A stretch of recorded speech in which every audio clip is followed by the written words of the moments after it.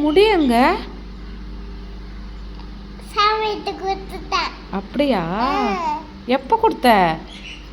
நாளைக்கு கொடுத்துட்டேன். நாளைக்கு கொடுத்தியா? Super super. எந்த சாமி கிட்ட கொடுத்த? முருகசாமிட்ட. அப்படியா? எந்த ஊரில் போய் கொடுத்த? திருப்பச்சூர்ல. திருப்பாச்சனூரா? ஆமா. திருச்செந்தூர். திருச்செந்தூர். அங்க நிறைய பொம்மை காட்சிக்கு. அப்படியா? வாங்கிட்டு வந்தையா? என்னென்ன பொம்மை வாங்கிட்டு வந்த? கிளி கிளி பொம்மை.